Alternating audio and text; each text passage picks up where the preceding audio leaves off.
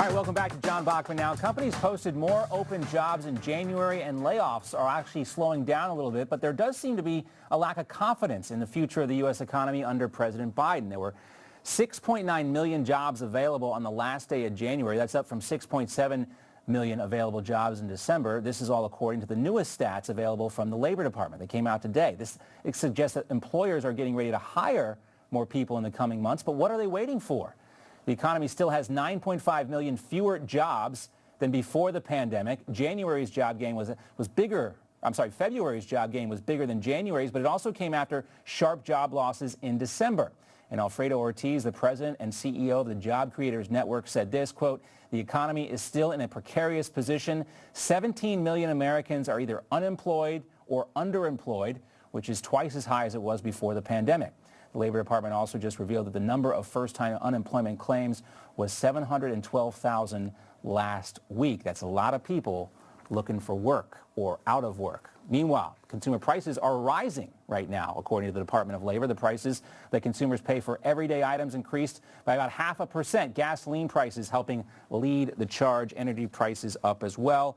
And Wall Street Journal surveyed some economists and said that 80% said they expect inflation to rise above the Federal Reserve's 2% target for inflation. So are we all going to be paying more? Is our dollar going to be worth less? Let's welcome in now Heather Zumaraga, president of Zuma Global. She's also the author of The Man's Guide to Corporate Culture. And Seth Denson is back as well, business and market analyst, author of The Cure, a blueprint for solving America's healthcare crisis. And I have a copy now because I just got to hang out with Seth a little bit.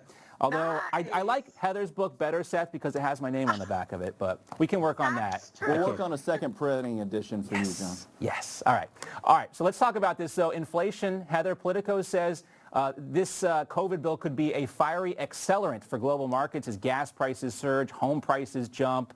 It does seem like prices are going up. Are we seeing the early signs of inflation? We really are. I mean, when you look across the board from when you go to the grocery store, meat and poultry as well as the price you pay at the gas pump, energy prices are rising. And this is all creating inflation.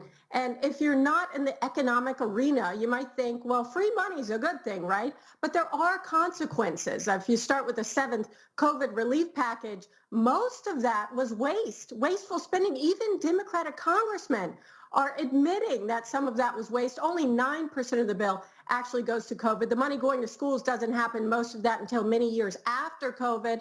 And schools, arguably, based on studies of 12,000 schools, the Wall Street Journal cited zero evidence of higher money or revenue really having anything to do with reopening. Right. So this ultimately means that your purchasing power, your $1, what that bought before, in the future will not buy the same. And if you don't have wages increasing as well as unemployment coming down, that is a worse situation. Stagflation would be a worse situation than inflation alone.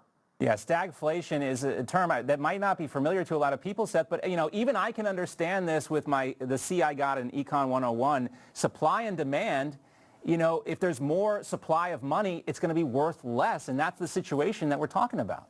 Yeah, Heather brings up a great point, and what we need to do is really look at the fundamentals of how we're running our economy from the federal level. I mean, let's recognize that by and large, the United States government spends about $4 trillion a year while collecting only $3 trillion. They're still spending that standard budgetary number, but this year they've pumped now with this $1.2 trillion package, or I'm sorry, 1.9, we're looking at a $10 trillion spending year. That's fine if your government is running in surplus, but we're not. We're running in a $1 trillion deficit per year, which means the value of what we're printing at the Treasury is going down, and that's going to impact every American's pocketbook. This stuff is complicated when you're talking about inflation and exchange rates and all this other stuff. But, a lot of Americans do understand credit cards, Heather. They know what it means to, even though you don't want to, have to put something on your credit card. And that is effectively what we're doing right now.